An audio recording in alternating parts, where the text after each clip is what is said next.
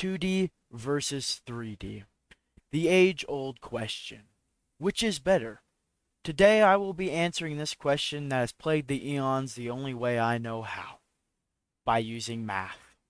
First, let's look at our givens. 2D, of course, refers to fictional characters from anime and or other material such as Astolfo, Felix, and Haku. And 3D refers to actual physical human beings such as Patrick Swayze, Hugh Jackman, and Dwayne "The Rock" Johnson. Normally the answer would be quite obvious. 3D is reality, and 2D can only be perceived, right? But therein lies the problem, because perception is reality. Now, people will say this is just an excuse for not growing out of imaginary friends. But you know what else is imaginary? Numbers. This is where we begin. An imaginary number is I squared equals -1. Now, we're already halfway there knowing this, because if we plug that into the vertex formula, which is y equals ax squared plus bx plus c, it turns into y equals 1 -1 squared times -1 squared plus 1 times -1 plus 1, which looks a bit more like this, which is y 0 squared plus 0 plus 1.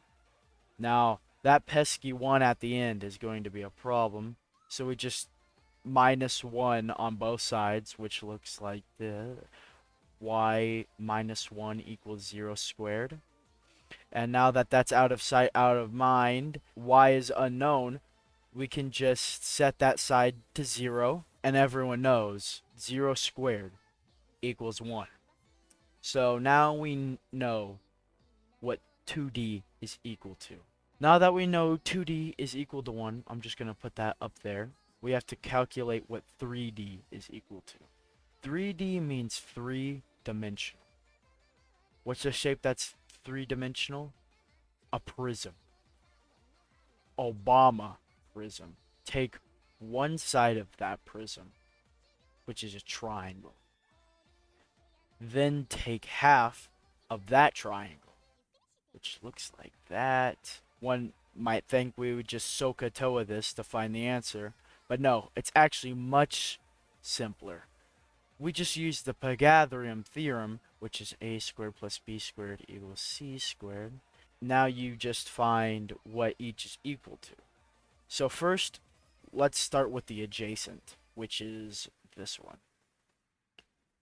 Obama served 8 years in office adjacent to the Capitol building and the American people. So that's what our adjacent is equal to. Then we do the opposite side, and everyone knows Obama Prism's rotational speed is 299,792,458 meters per second. And if we plug that into Newton's second law, which is force equals mass times acceleration, which looks like that. But F doesn't matter in this equation, so we can just get rid of it, which looks like that. And as everyone knows, half the mass quadruple the acceleration, so it would look more like this. And you might be asking, how does this correlate at all?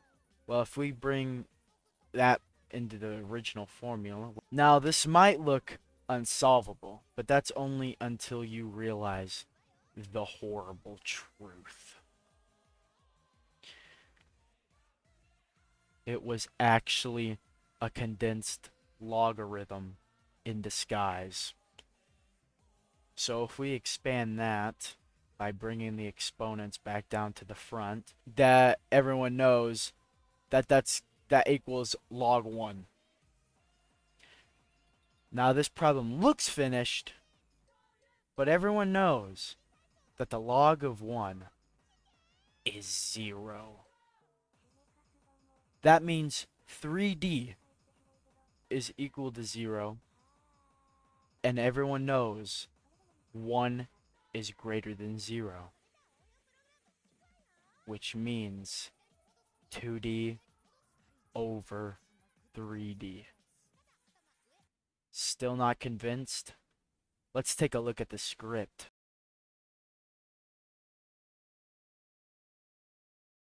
Yes, this will be on the test.